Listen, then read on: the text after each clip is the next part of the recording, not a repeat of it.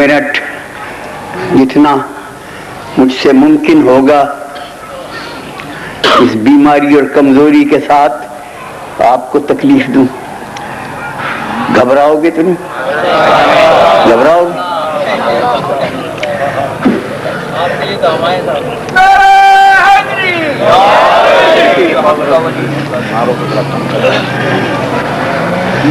بڈھے آدمی کو، سفید داڑھی والے کو ممبر پہ بیٹھا دیکھ کر نوجوان پسند نہیں کرتے، مجھے پتا ہے. بس بیٹا اسے ختم کرو سلسلے کو.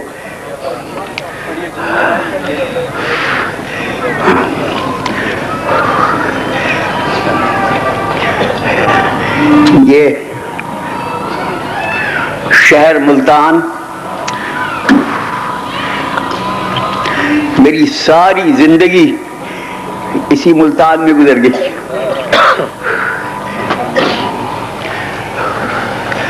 جب میں شروع میں ملتان آیا تھا تو فارغ البال تھا.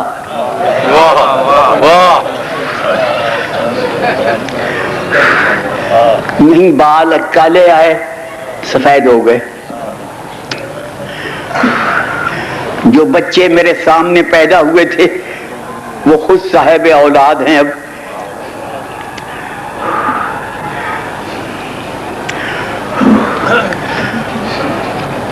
اب میری صحت جواب دے گئی ہے اور مجھ سے بات نہیں کی جاتی.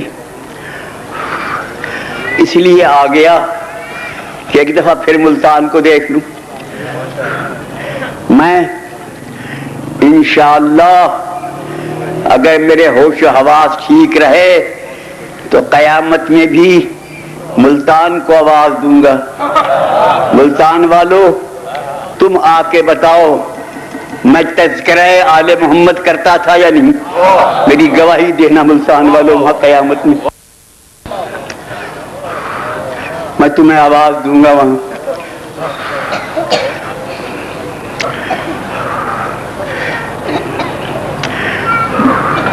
یہ بچہ حیدر جو ابھی آپ کے سامنے پڑھ رہا تھا، پتہ یہ نظم پڑھی، نثر پڑھا، کیا پڑھا، میں تو بالکل کچھ نہیں سنتا.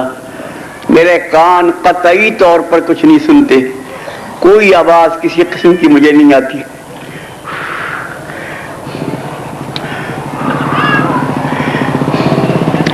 میں اتنا سرکش ہو گیا ہوں کہ کسی کی سنتا ہی نہیں.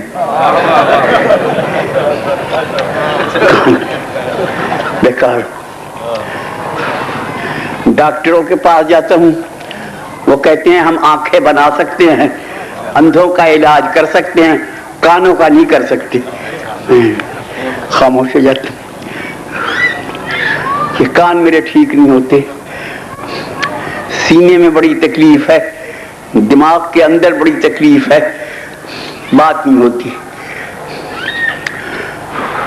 یہ حیدر بچہ جو میرے سامنے پڑھ رہا تھا، یہ سب میرے سامنے کے بچے ماشاءاللہ چشم بدور اب خود صاحب اولاد ہیں. اس نے اتنی شاعری کی ہے بچپن سے اب تک، ہزاروں شعر کہہ دیے.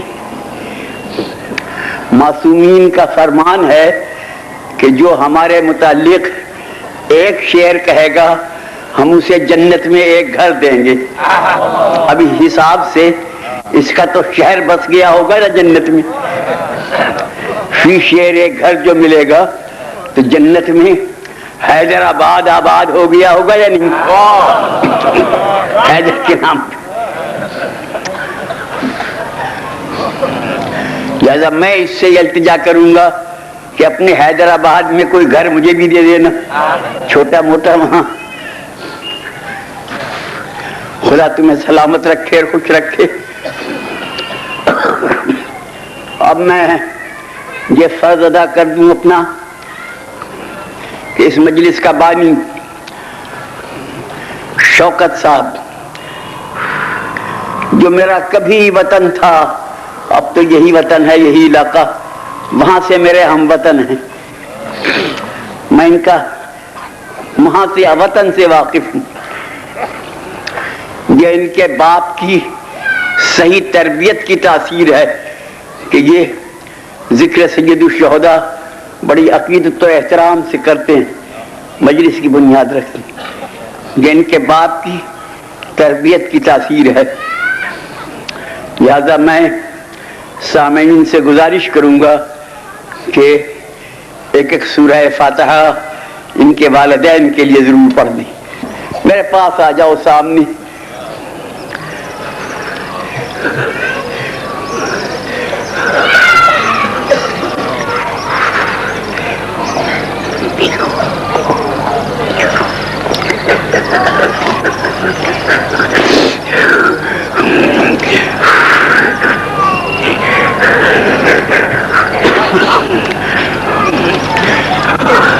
صاحبان یاد نہیں آتی کوئی بات، کیا بات کہوں بھول جاتا ہوں، اب بات ہوتی نہیں مجھ سے، مجھے کوئی بات یاد نہیں آتی۔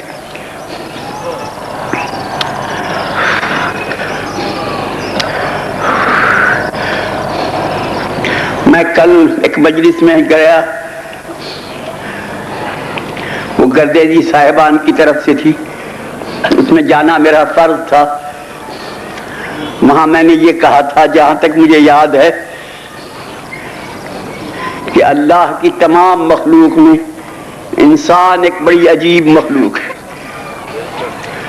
تو صاحبان میں ٹھیک کہتا ہوں، ہے نا عجیب مخلوق؟ یہ 4 ساڑھے 4 فٹ کا پتلا، 8-7 سیر گوشت، خون، ہڈیاں، اوپر کھال، یہ تو اس کی حقیقت ہے۔ مگر عالم اس کا یہ ہے کہ اپنے مقابلے میں کسی کو نہیں سمجھتا، انسان انسان سے لڑتا ہے، فرشتوں سے لڑتا ہے، حد یہ ہے کہ یہ خدا سے بھی لڑتا ہے، خدا کو خدا ماننے کے لیے تیار نہیں ہوتا۔ تمام اللہ کی مخلوق میں صرف یہ مخلوق ایسی عجیب ہے کہ یہ خدا کو خدا نہیں مانتی، یہ کہتی نہ، ہم تو اسے خدا مانیں گے جسے ہم خود بنائیں، اپنے بنانے والے کو نہیں مانیں گے۔ یہ اس کی ذلت کی انتہا ہے، نہ ماننا تو خدا کو نہ ماننا، اور ماننے پہ آنا تو پتھر کے سامنے ہاتھ جوڑ کے بیٹھ جائے۔ یہ انسان کی حالت ہے۔ میں نے ہندوستان میں دیکھا ہے بڑے بڑے قابل دماغ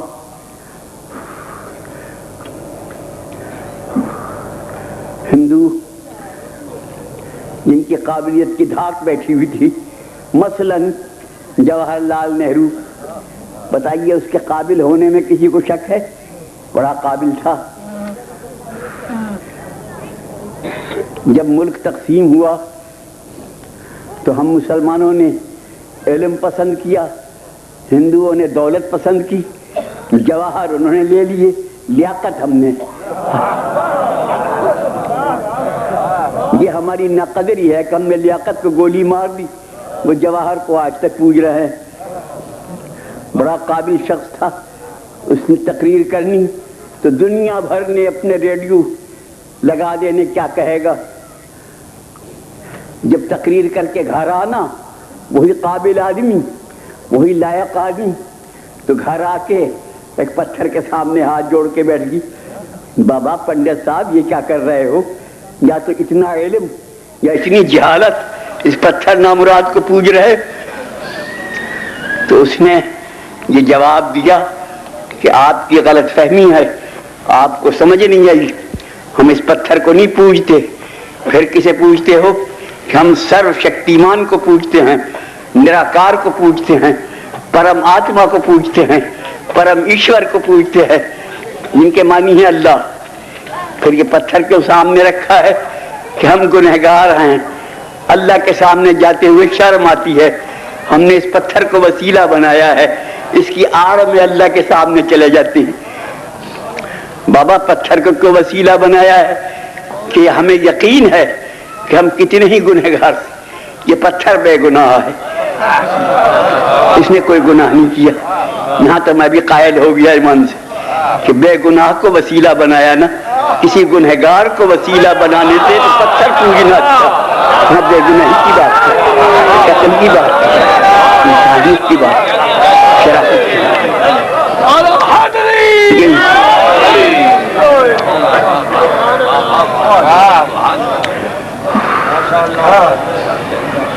بہر نو انسان کی سمجھ انسان کو اب تک نہیں آئی کہ یہ کیا ہے، کیا بنے گا، کیا ہوگا۔ اب میں سن رہا ہوں، ان بہرے کانوں سے سنتا ہوں کہ انسان چاند میں جا رہا ہے، جا رہا ہے۔ ان بچوں کو پتا ہوگا، مجھے تو پتا نہیں۔ کہتے ہیں کہ چاند میں جا رہا ہے۔ جب سے اس نے چاند میں جانا شروع کیا ہے تو روز فرشتے میٹنگ کرتے ہیں، ان میں آپس میں یہ گفتگو ہوتی ہے کہ خدا خیر کرے، جنت سے نکالا ہوا پھر واپس آ رہا ہے، اللہ جانے کہاں پہنچے گا، کیا بنے گا، کیا ہوگا، کچھ پتا نہیں اس کا کیا کہاں پہنچے گا، کیا ہوگا۔ زمین اس کے خیالات سے تنگ ہو گئی، اب یہ فضا پہ چھا گیا، آسمان کا تمام سمندروں میں اس نے آپ دوزے دوڑا دی، تمام خلا کو اس نے بھر دیا، اب چاند میں سنا جا رہا۔ تو یہ انسان کی حالت ہے۔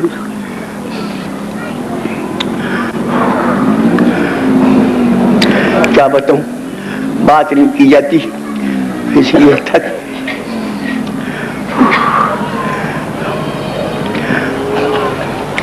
محترم بزرگوں، بچوں، عزیزوں، بھائیوں،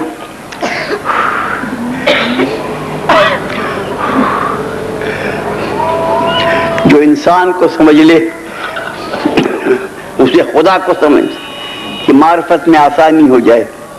من عرف نفسہ فقد عرف ربہ، جو انسان کو سمجھ لے اسے خدا کی معرفت میں آسانی ہو جائے۔ یہ سمجھ میں آنے والا معمہ نہیں، انسان عجیب چیز ہے۔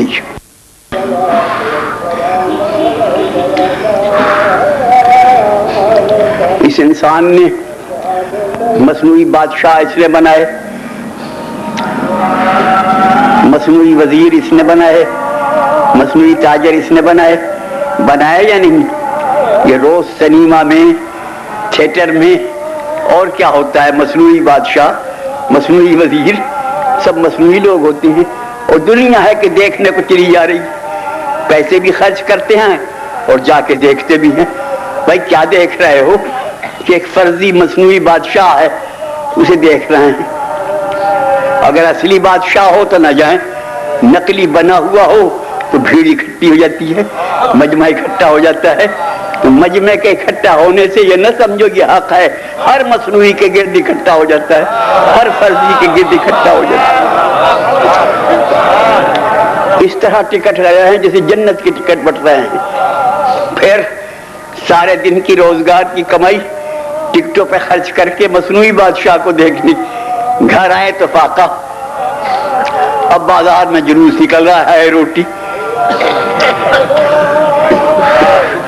جہاں کہیں بیٹھیں گے کمائی میں برکت نہیں رہی۔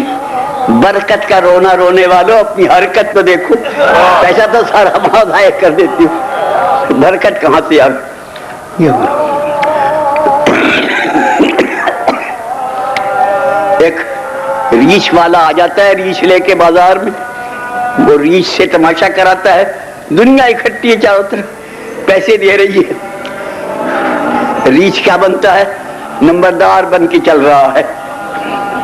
وہ ایک مصنوعی جعلی فرضی نمبردار کو دیکھنے دنیا آ جاتی، اصلی نمبردار جتنے چاہیں بازار سے گزر جائے کوئی پوچھتا بھی نہیں۔ پھر یہ ریچھ بیچارہ نمبردار بن کے، ریچھ کا ریچھ ہی ہے کیونکہ باغ دوسرے کے ہاتھ میں ہے، اس نے ریچھ بنا دیا، ریچھ بن گیا، نمبردار بنا دیا، نمبردار بن گیا، خود کا کوئی اختیار نہیں تھا۔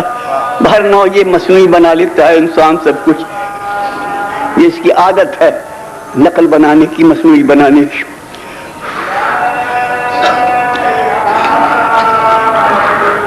سب کچھ مصنوعی بناتے بناتے اس نے مصنوعی خدا بھی بنائے، پتھر کے بنائے، مٹی کے بنائے، لکڑیوں کے بنائے۔ رفتہ رفتہ اس نے انسان کو خدا بنا لیا.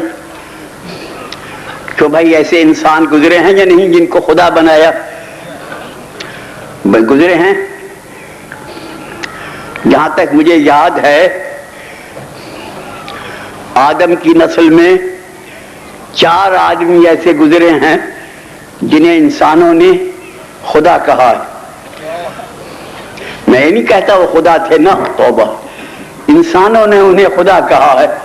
4 آدمی میرے ذہن میں ہیں، آپ کو اگر اور معلوم ہو تو ہوگا. میرے ذہن میں صرف 4 آدمی ہیں جنہیں انسانوں نے خدا کہا. ان 4 کے نام: پہلا نمرود، یاد رکھیں گے نا آپ، پہلا نمرود، دوسرا فرعون، تیسرا شداد، چوتھا علی. ان 4 کو دنیا نے خدا کہا. ان 4 میں کا پہلا نمرود، دوسرا فرعون، تیسرا شداد، چوتھا علی. ان 4 کو دنیا نے خدا کہا ہے. اور 5واں آدمی مجھے کوئی یاد نہیں. ان 4 میں کا پہلا نمرود، دوسرا فرعون، تیسرا شداد، چوتھا علی. ان 4 کو دنیا نے خدا کہا ہے. اب آپ کی مرضی، چاہے 4 کو یکساں سمجھیں چاہے کچھ فرق سمجھیں، بہنوں ان 4 کو دنیا نے خدا کہا ہے. ان 4 میں کا پہلا نمرود، دوسرا فرعون، تیسرا شداد، چوتھا علی. ان 4 کو دنیا نے خدا کہا. سمجھے نہیں نا؟ ان میں کیا فرق تھا؟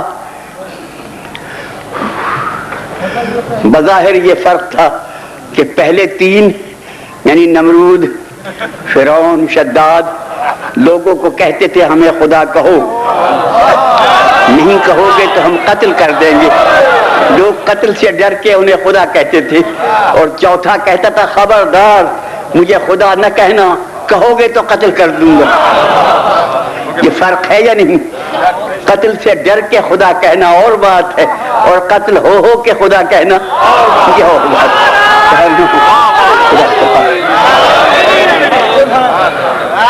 یہ لمبی بات ہے، مجھ میں طاقت نہیں ساری بات کہنے کی. کیوں میرے عزیز بچوں، دوستوں، بزرگوں، وہ انسان اعظم، وہ عالی دماغ و عالی ظرف انسان جو لوگوں کے بنائے سے خدا نہیں بنتا، وہ لوگوں کے بنائے سے خلیفہ بنے گا، بادشاہ بنے گا. انسان کی عادت ہے اگر اسے کچھ بنایا جائے تو وہ بن جاتا ہے. تو میں اپنی بات بتاؤں، میری گواہی دیں گے وہ حضرات جو میرے ساتھ یہاں رہے ہیں 40-45 سال. جب میں شروع میں ممبر پہ بیٹھا تو کسی نے مجھے کہا قبلہ. میں کہا توبہ توبہ توبہ توبہ، میں قبلہ نہیں ہوں، مجھے نہ کہنا. پھر کسی نے پھر اسے ٹوک دیا. جب 2-4 مہینے گزرے لوگ کہتے رہے تو میں چپ ہو گیا کہ شاید ہوں ہی. اس طرح بن جاتے ہیں بننے والے، لوگ بنا دیتے. اور 2-4 سال گزرنے کے بعد تو یہ حالت ہو گئی کہ کوئی نہیں کہتا تو برا معلوم ہوتا ہے. اس طرح اب پنجاب میں مجھے محبت سے قبلہ کہتے ہیں. میں پنجاب میں قاف کی جگہ کاف بولا جاتا ہے، قبلہ کی جگہ قبلہ کہتے ہیں. وہ بڑے پیار سے کہتے ہیں کی بلا ہے، مجھے کہتے ہیں. میں بڑا خوش ہو جاتا ہوں. چلو بنایا تو صحیح، خوش ہوا تو صحیح. اس طرح بن جاتے ہیں بننے والے. لوگوں نے خدا بنایا، بن گئے. نمرود کو پتا تھا میں خدا نہیں ہوں، مگر لوگ جو کہتے تھے چلو کہتے جو ہیں ٹھیک ہے. فرعون کو پتا تھا میں خدا نہیں ہوں، مگر لوگ جو کہتے تھے بن گئے. اس طرح بن جاتے ہیں بننے والے، لوگ بنا دیتے ہیں.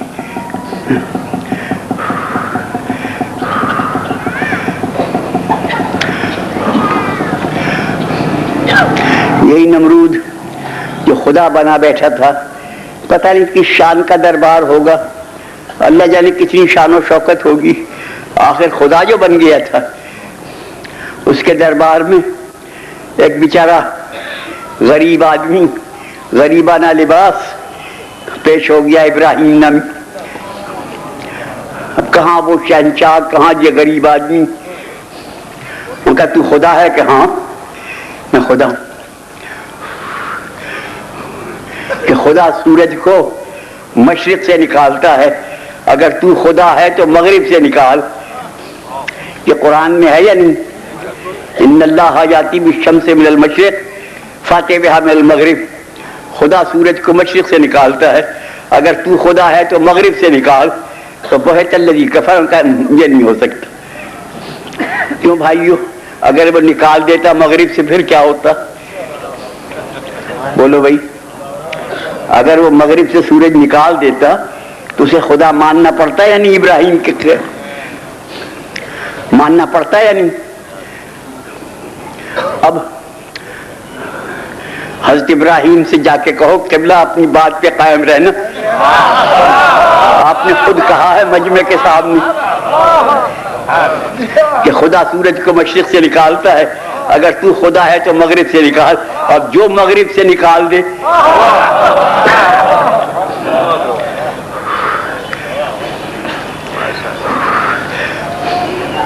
بزرگان من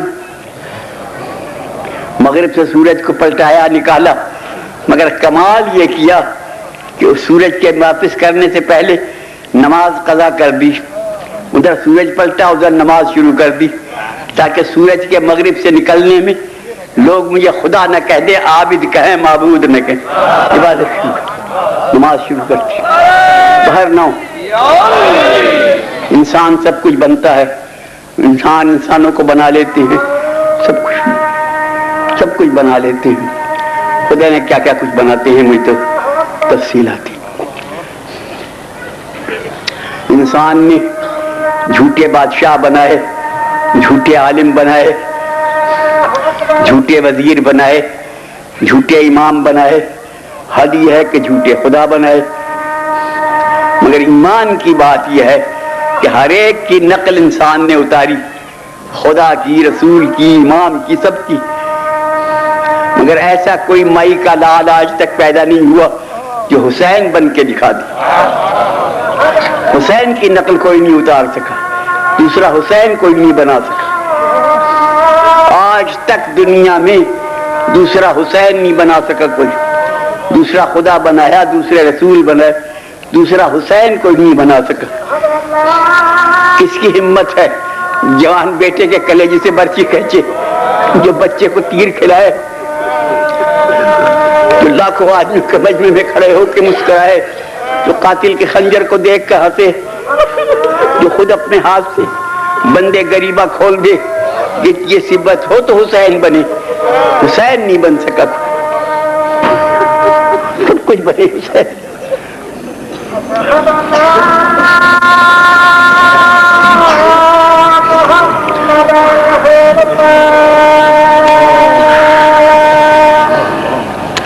بتاؤ بھائیو، حسین نقلی حسین نہیں بن سکا. حسین دنیا میں بے مثل ہے کہ نہیں؟ اس کی کوئی مثل نہیں بن سکا، کوئی مثل نہیں بن. یہ تو اللہ کو بھی ناز ہے کہ میں نے یہ بے مثل بندہ پیدا کیا، اس کی مثل نہیں بن سکا. دیکھو ہمارا ایمان ہے کہ 14 معصوم، 14 کے 14 معصوم ہیں. ان کا پہلا بھی محمد ہے، ان کا اوسط بھی محمد ہے. وہ 14 کے 14 یکساں ہیں. ان 14 میں 5 پنجتن پاک ہیں، ان 5 میں 4 مرد ہیں، 1 خاتون ہے. مردوں میں 1 محمد، 1 علی، 1 حسن، 1 حسین. اس کے بعد 9 امام اور آئے. ان 9 میں محمد بھی دوسرا آ گیا. 5واں امام محمد باقر، 9واں امام محمد تقی، دوسرا علی بھی آ گیا. 4تھا امام علی زین العابدین، 8واں امام علی رضا، 10واں امام علی نقی. ان میں حسن بھی دوسرا آ گیا. 11واں امام حسن عسکری. حسین اتنا بے مثل تھا کہ ان 14 میں بھی دوسرا حسین نہیں آیا. کچھ نہ دیکھ حسین دوسرا ہی پیدا ہوا نہیں. ایسا بے مثل انسان. اس نے دنیا بھر کی بے مثالی اس کے گرد اکٹھی ہوگی. اب بتاؤ, میں مختصر کرتا ہوں. کبھی جب میری صحت تھی یہ مضامین بڑے لمبے بیان ہوتے تھے, اب تو بس کی بات نہیں رہی. بتاؤ تمام دنیا کے انبیاء میں حسین کا نانا بے مثل ہے کہ نہیں؟ بولو بھائی, بے مثل ہے. اور دنیا بھر کے اولیاء میں ولیوں میں حسین کا باپ بے مثل ہے کہ نہیں؟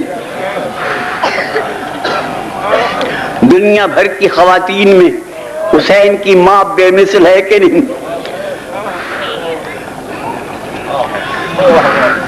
دنیا بھر کے ائمہ میں حسین کا بھائی حسن بے مثل ہے کہ نہیں؟ اور ذرا سنبھل کے بتانا, دنیا بھر کی بہنوں میں حسین کی بہن بے مثل ہے.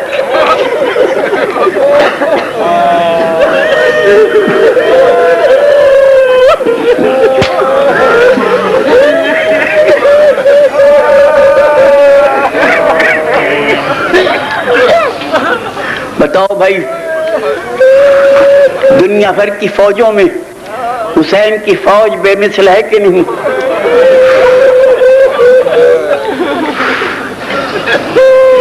بولو بھائی, دنیا بھر کے دوستوں میں حسین کے دوست بے مثل ہے. دنیا بھر کے دشمنوں میں حسین کے دشمن بے مثل ہیں یا نہیں؟ دنیا بھر کے علمداروں میں حسین کا علمدار بے مثل ہے کہ نہیں؟ اتنی بے مثالی کہیں گھٹی. آپ کو یاد ہوگا کبھی میں اپنی تقریر میں یہ فقرہ کہا کرتا تھا, اب تو میں بھول گیا, اتفاق سے اس وقت یاد آ گیا کہ دنیا میں سب سے بڑی شخصیت رسالت مآب کی, ان سے بڑا کوئی. پھر ان کے اصحاب, سبحان اللہ, رسول کے اصحاب کے شان میں لوگوں نے مذہب بنا لیے, کتابیں لکھ دی. کیا مجال ہماری جو رسول کے اصحاب کی شان میں کوئی لفظ کہہ سکے. بڑے بزرگ تھے جنہوں نے ایمان کی دولت کے ساتھ رسول کی خدمت میں بیٹھے, جنہوں نے ایمان کی آنکھ سے رسول کو دیکھا. ان سے بہتر کوئی تھا ہی نہیں. مگر حسین کے اصحاب میں اور رسول کے اصحاب میں بظاہر یہ فرق نظر آتا ہے کہ میدان جنگ میں مصیبت کے وقت رسول اپنے اصحاب سے کہتے تھے آؤ, میں یہاں ہوں, ادھر آؤ, اور حسین کہتا تھا جاؤ. رسول کے اصحاب آؤ کہ سننے سے آتے نہ تھے, حسین کے اصحاب جاؤ سن کے جاتے نہ تھے. یہ فرق ساری دنیا نے دیکھ لیا. یہ جاؤ سن کے جاتے نہ تھے, وہ آؤ سن کے آتے نہ تھے.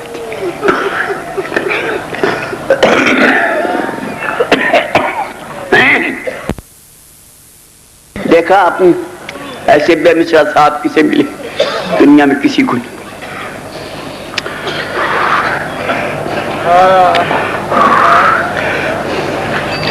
جب میں پچھلی دفعہ کربلا مولا گیا تھا تو میں نے عشرہ محرم وہیں کیا تھا کربلا میں.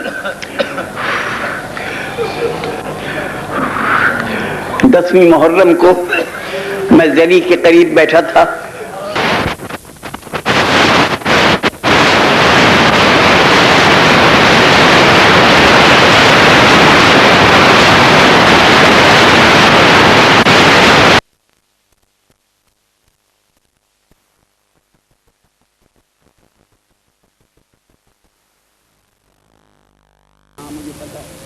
وہ مسیب کے رہنے والے تھے, ٹھیک ہے, ان کا کیا واقعہ ہوا تھا میں نے کہا جی مجھے جو یاد ہے یہ ہے کہ جب ظہر کا وقت ہوا تو انہوں نے حسین سے کہا مولا ظہر کا وقت ہے. مولا نے کہا بھائی ٹھیک ہے, خدا تجھے نمازیوں میں مشہور کرے, اس فوج سے کہو ذرا ٹھہر جائے 2 منٹ تو نماز پڑھ لے. مولا آپ نماز شروع کریں، میں آپ کے سامنے کھڑا ہوتا ہوں، کوئی تیر آپ تک نہیں آنے دوں گا. چنانچہ نماز شروع کی مولا نے، اور یہ سید سامنے کھڑے ہو گئے، جو تیر آتا اسے روکتے. ادھر مولا نے سلام پھیرا، ادھر یہ گود میں گرے، تمام بڈھے جسم پہ تیر لگے ہوئے پسلیوں، اور گر کے کہا حل وفیت ابن رسول اللہ، رسول اللہ کے بیٹے آپ مجھ سے خوش ہیں میری وفا سے؟ امام نے فرمایا انت امامی فی الجنہ، جب میں جنت میں جاؤں گا تو میرے آگے آگے ہوگا. تو مولا میری ایک گزارش ہے کہ میرے بدن سے یہ تیر نہ نکالے جائیں، مجھے ان تیروں کے ساتھ دفن کیا جائے، میں جنت میں ان تیروں سمیت جانا چاہتا ہوں، تیرے نانا کے ہاتھ سے تیر نکلواؤں گا. یہ اس نے فرمائش کی. وہ فرمائش کر کے کہنے لگا مولا پتہ نہیں کس نے میرا سر گود میں لے لیا. امام نے فرمایا سعید یہ میرے نانا ہیں، تیرے استقبال کو آئے ہیں. حضور کوئی میرے سینے پہ ہاتھ پھیر رہا، یہ میرے بابا حیدر کرار ہیں. قبلہ کوئی میرے بازو دبا رہا ہے، یہ میرے بھائی حسن ہیں. قبلہ کوئی میرے پیروں کے قریب ہے کہ سید ذرا پیر سمیٹ لے، یہ میری اماں فاطمہ ہے.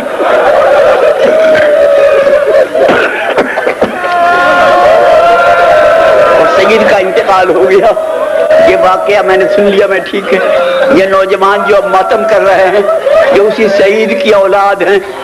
یہ ہر سال عشرے میں ظہر کے وقت آتے ہیں اور یہ حسین کی زری پکڑ کے کہتے ہیں حسین ہم سعید کی اولاد ہیں، اٹھو ظہر کا وقت ہے ہمارے ہوئے. ایسے ساتھی، ایسے اصحاب، ایسے بزرگ کہاں کسی کو نصیب ہو. بس بھائیو میں اپنی گفتگو ختم کرتا ہوں. خدا اس مجلس کو قبول کرے اور بانی مجلس کو اجر عظیم بخشے. کل ایسا کرنا کہ مجھے ذرا اور پہلے وقت دینا تھوڑا، میں ان حضرات علماء کرام کی پیشخانی کا شرف حاصل کروں گا. ان سے پہلے مجھے وقت دے دیں. خدا حافظ.